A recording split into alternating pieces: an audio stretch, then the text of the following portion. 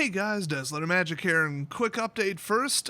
Crucible of Worlds is down 50%, Scape Shift is down about 30%, and Forebear's Blade has tripled in price. That's right, 300% increase. I'll keep you updated. So, episode 2 of the storyline for M19 is out. Not so much a storyline as it is a collection of stories and some filler.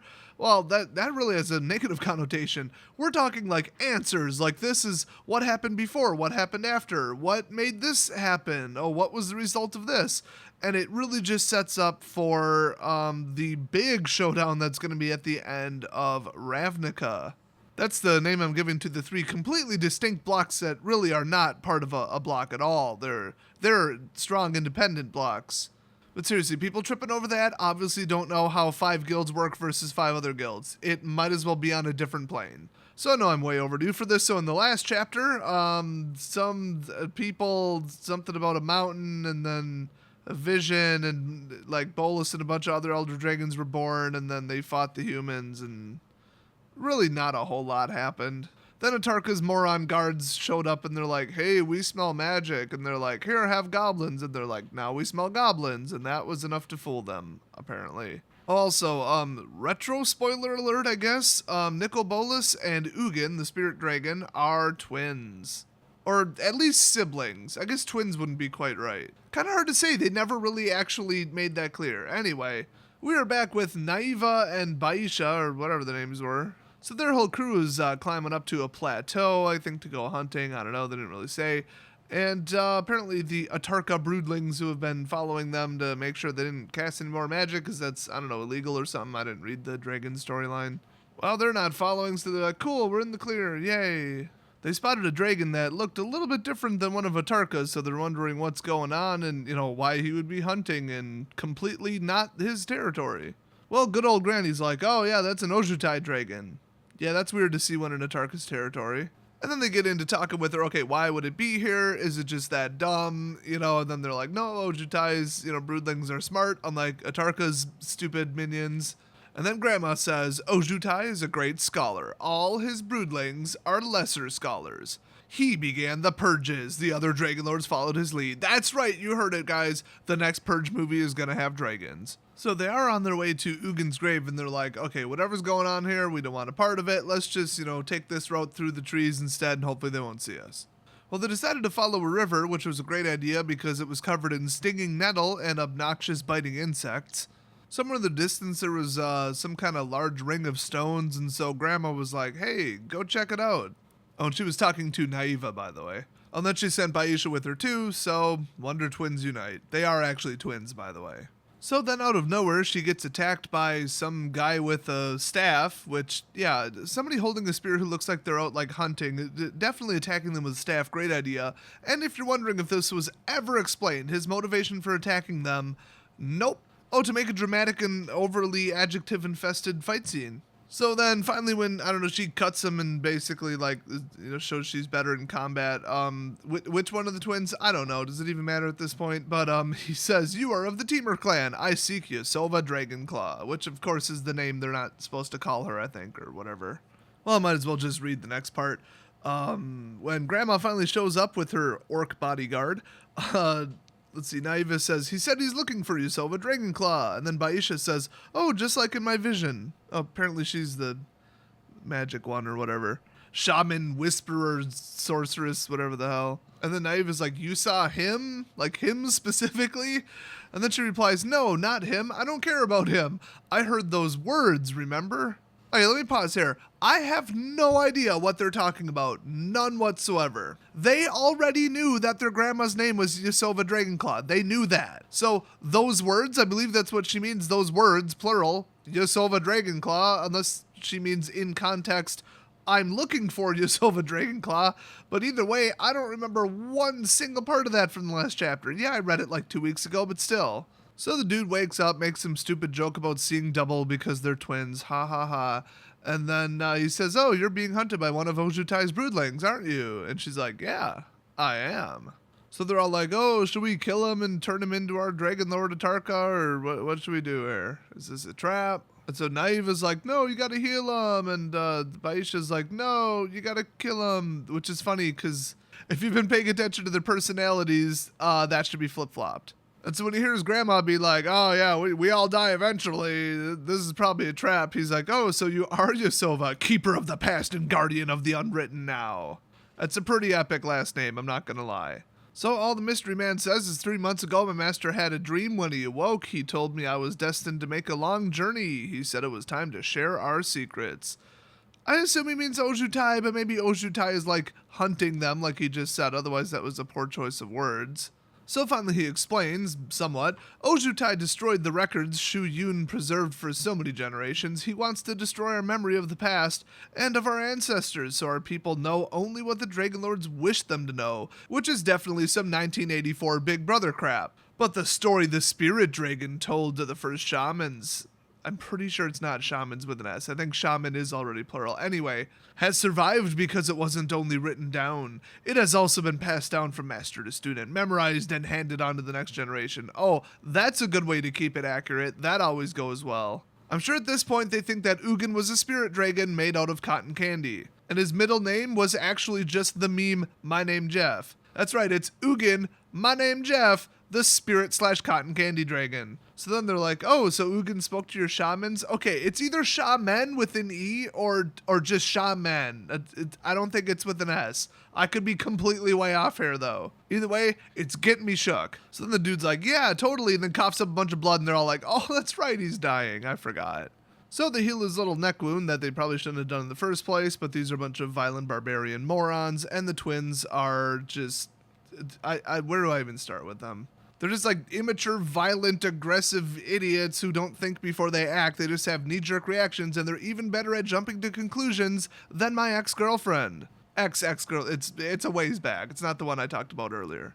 So the guy says his name is Tai Jin. I'm sure that means something to someone. He's like, okay, well, this is the message from Ugin the Spirit Dragon, who spoke to the shaman in ancient days. Oh, this guy is from the Jeskai clan, by the way. They're famous for building really toxic, obnoxious, stupid decks that everybody hates. So the old millennium-old voicemail left by Ugin was, if you wish to master the way, then you must learn and repeat and remember. Knowledge is also memory. To forget the past is to lose a piece of ourselves. How much more so for an entire people who lose their past? My own story is a simple one. The one I loved best in all the worlds is the one who killed me. Yeah, that was Bolas. How did it happen? That is less simple and will take longer to tell. Listen carefully, for he may come here someday, and if that happens, then you must beware, for whatever words he speaks to flatter and persuade you will be lies. Yeah, that's some Bolas 101 right there. I mean, nobody knows him better than his dead brother. So this dragon message sounds important, so what the hell, I'll read it. We dragons fell out of the sky into a land that did not know us, nor did we know it. Of course, there were many of us fledglings. Each one met this world in their own way. If you remember from the last chapter, some of them crashed into the mountain and died. Oh, so they were twins. Oh, yeah, that's right, the name of chapter 1 was the twins. So he goes on to say, I was born twinned to Nicol. I can't. What is Nicol? Okay, it's Nicole. There's no E there, but I can't read it any other way than Nicole. So him and his sister Nicole are apparently twins, where in every other egg there was just one. Also, they weren't eggs. It pretty well said that in the first chapter. Anyway, we woke together, we named ourselves together, we touched the soil of our new home at the same instant. We witnessed the death of a sister. That was one of their green dragon people. And in this way, we learned that no creature is safe. Not even us. Yeah, if you're weak and pathetic, come on. Get some XP, level up, maybe kill some cows or something, go on a couple quests. Buy some totally baller gold-plated armor, and you are all set. So when Nicole and I left the mountaintop, we flew in search of our siblings. The death of our sister haunted me because of how briefly she had lived and how savagely she had died. Yeah, maybe you should have done something about it. As for Nicole, it angered him/her because it scared him, although he would deny it. If you should ever have the misfortune of meeting him, I would never recommend anyone suggest to him that he at any point in his long life has felt fear. Wow, what a proud little dragon. So what about our surviving siblings? I suppose you have never heard of them. Okay, aren't they literally the 5 dragons? Anyway, the names of the elder dragons were once celebrated with awe and respect. It is so easy to forget. No memory is safe. Yeah, if I may butt in, especially if you pass it down from human to human without ever writing it down. That's just not smart. How do I know any part of this is accurate? And why did they preserve the weird stylistic parts of the story? I guess they did a word for word thing. It was like a bar mitzvah, read it in Hebrew kind of thing. But what a flight we took on the first day. That's right, Flight Simulator. Love it. Seeing it all with newborn eyes, the sky so wide, clouds like mist and rivers streaming across a vast land covered with vegetation and beasts. I was passionate to know what everything was and to discover its name and purpose. Nicol stared. I can never read that word correctly. Nicol stared at everything too. The sky so wide and the clouds like mist. And then he said, "How could we have stopped those hunters from killing her?" Oh, you're asking that now. Now you're asking that. Not when you're like, let's not do anything about it. Now you're like, oh, what could we have done? I know, I have an idea. Not nothing. Something other than doing nothing, which is what you did. And so Ugin was like, okay, once we understand the world better, we will find our answer. Aren't you excited to explore?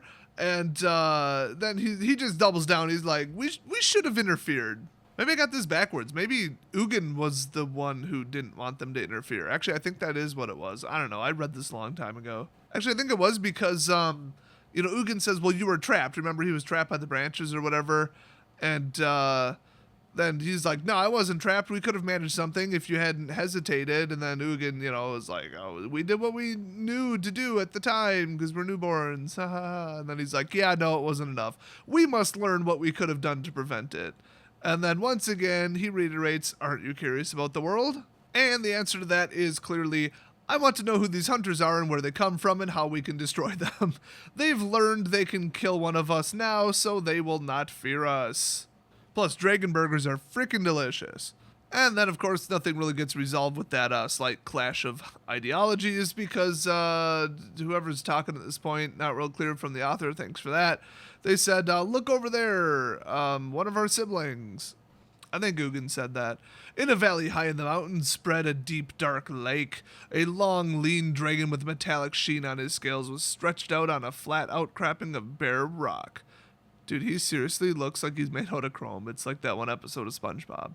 Anyway, 4 legs hanging over the edge, his sleek head dangling over the water as if he'd fallen asleep. As we flew excitedly around him, seeking a place to land, something monstrously large turned in the waters of the lake, vanishing into murkier depths. From his perch on the outcropping, Chromium Rule is his name, looked up sharply with the greatest displeasure. Why do you disturb me, young ones? Oh, come on, you're all the same age. Shut up. See, they ain't having it either. Nicol says, we are no younger than you. We fell from the same wing beat. But no, he says, you hatched later, thus you are younger. Wow, really hanging on to that 2-second advantage there, aren't you? And I must say, you're quite small. It takes both of you to make one of me. He looked us over as if measuring our worth according to our size. You've ruined my observation of the various creatures that live in the lake. So he's just like legit, like sticking his head in the lake, like, what's going on? Hey, look, fish. Let's learn about those. So then Nicol's like, what are you, hunting? And he's like, hunting? Is that all you think about? What are your names? No, wait, no need to tell me. And Nicol's like, what, are you going to try to guess our names? So then he says, I do not guess. Dragons are born with the gift of names. It is in our nature to know names without being told them. That's funny because I don't know the names of anything else on the plane. Just as we knew our own names at the moment we woke into consciousness. He closed his eyes, not afraid of us, then opened them to examine us with a keen and unrelenting gaze that irritated me because he was so sure of himself. But his curiosity and confidence also intrigued me. Why do you each only have one name? Nicol, which his name at the time wasn't Nicol Bolas, if you haven't figured that out, said nothing as he scratched a gouge in the rock. Steam puffed out of the sides of his closed mouth. We were born twinned together, I said, feeling a bit defensive on my twin's behalf, and maybe a little on my own, too. That's right, these weird, emotional commentaries about, every little thing was all part of this message. I would hate to be the one having to memorize this. So he says, so you have 2 names, but you share them between you, one for each. That would explain your size, too, and maybe why you look so much younger. Interesting. Boy, what an intellectual, this one. How is it interesting? Nicol demanded, tail whipping side to side. There is an order underlying the world. It is difficult to discern because much of it is hidden from our eyes. Of course, most creatures lack the patience or the desire to delve into this book of knowledge. And Nicol, of course, because he's a proud douchebag, basically says, I don't lack anything. But Chromium Rule huffed smokily, which is apparently an adverb now, and unfolded his wings enough to express displeasure. I am sure you do not, but for now, go away, little ones. I want to return to my observations. I can't with you two here talking so loudly and bothering the wildlife. And Nicol's like, what about hunting, though? And then he replies, if hunting is all that interests you, then you may as well go find Palladium ores. She certainly has no greater ambition. Really? Have you met Atarka? Like, seriously, where does Atarka come from in all this? So they go fly down to some plains where Palladium Moors is hunting some delicious, I don't know, it says four-legged beast. It just sounds delicious. She just blasts flames at one of them and then chows down on him. So, of course, she's a real treat because the first thing she does is blast fire at them and say, this is mine! Mine! So they're just like, oh, we're here to learn about hunting. And she says, oh, you're too small to go hunting. The two of you, you're runts, probably too small to hunt, blah, blah, blah, blah, blah. And since Nicol is basically every bratty kid that you came across on the playground when you were 8 years old, he says, we can hunt probably better than you once we learn how. So she's just like, here, this one's all tough and dry anyway. I meant to kill a tastier one. And, Ugin's like, yeah, this is pretty tasty. It's not bad. And then Nicol's like, I absolutely will not take someone else's leftovers, okay? I'm going to hunt my own, delicious four-legged whatever the hell's. And then he stood up straight and stretched out as long as he could, and he said, we're not that small. We're bigger than any of the beasts that roam this land. Somebody's got issues. So Ugin's just like, death is merely part of a greater cycle. And then Nicol replies, I want to kill something. Are you coming? So long story short, they both decided to work together because they weren't quite as good at hunting as, well, any other dragon because of their size and inexperience, I guess. And after a while, their shared tactics where they would just, kind of hunt as a pack of two, I guess, they could catch anything, no matter how fast, how smart, anything. So they explored around, and the only real problem they ran into was Vivictus Asmati, who, with his siblings, furiously guarded a territory that they claimed for their own. So they're just like, this is our hunting grounds, piss off. So one day they're up on a hill, and they notice at the bottom of the hill there's a human settlement. And they're like, yeah, these humans, they don't taste very good, and they seem pretty intelligent, and they like to swarm in large groups. So, we'll just stay away from them. But then they're like, oh, wait, that's Arcade Sabbath down there, like inside the town, just like chilling with them. That's weird. Let's go see what's up. And when they fly down there, immediately people run for cover. There's horns blasting. They have archers trying to fire up at them, which doesn't do much because they're covered with scales. So even though the archers are doing nothing, Nicol's like, hey, I'm gonna try to blast fire at them. And of course, as you can imagine, Arcades tackles him to the ground, or just blasts him in midair. I don't know, it says he just like rams into him. And then they're like, okay, everybody chill, we're just here to talk. So they introduce themselves, and this is great. He says, oh yeah, you're the twins, Nicol and Ugin. And Nicol immediately replies, I am Nicol Bolas. And then Arcades replies, oh, you are? When did that happen? And he just replies, I have two names. All proper dragons have two names. And then Ugin's like, you can just call me Ugin. So Arcades tells him, yeah, other dragons are dicks, that's why they thought you were attacking or whatever. I'm teaching the humans that there's more to life than just being barbaric douchebags. And humans are great, and they have just as much right to live as we do. So Nicol was just like, yeah, these humans are cool, but I like, sort of being their advisors because they all listen to me, and, Nicol's got a big old ego. And then Ugin was like, nah, I like, some parts of humanity, don't really like their, greed and stuff, but there was one person named Teju Ki. That is 3 separate words, everybody. And she would meditate, and she specialized in things that other people couldn't see, and she knew magic, so, this is so weird. In fact, one time she made a bunch of little spheres appear with magic in the air, and then, she says, this world is but one layer amid many others. And Ugin asked her, are these real? Like, these actual little globes of light, are they real places, or are they just, a thought experiment? And she replies, it doesn't matter, because no physical being could cross between the planes. So clearly not a planeswalker, but how would she be aware of other planes then? That's really weird. I've never even heard of that. So then one day, a big commotion happens in the city square or something like that, and one brother stabs his other brother. Then he's like, hey, who stabbed my brother? Seems like an odd thing to say. Turns out Nicol Bolas used some kind of mental magic on him or something. He just kind of hints at it. He's like, yeah, I had something to do with this. Well, basically, he just says, I found a better way to get revenge. Are you coming with me, or do you want to stay with, these boring people? So after thinking about it, the next day, Ugin's like, yeah, I probably should go see what Nicol's up to. He's kind of an idiot.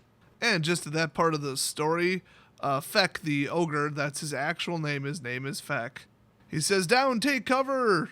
And what do you know? It's Ojutai's dragon broodling thing that had been following them. So it turns out the dragon was chasing down this Tai Jin guy because, sacrilege is what he's accused of, I guess. And he's like, you are sentenced to die by ice, which is weirdly specific.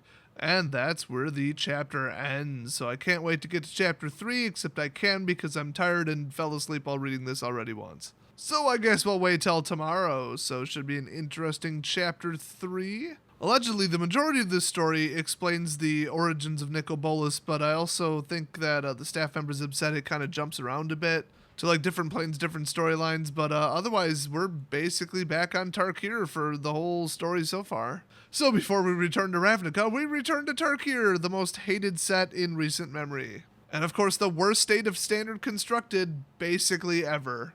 Okay, I've heard stories that it was worse in the past, but it was bad. So thankfully we're really only going there in the story, not in the mechanics, which, I wonder if I'll be saying something just like that when we return to Ravnica, since it won't be anything like the last time we returned to Ravnica, except for the storyline. So everybody calm the hell down about it, and I'll see you guys next chapter.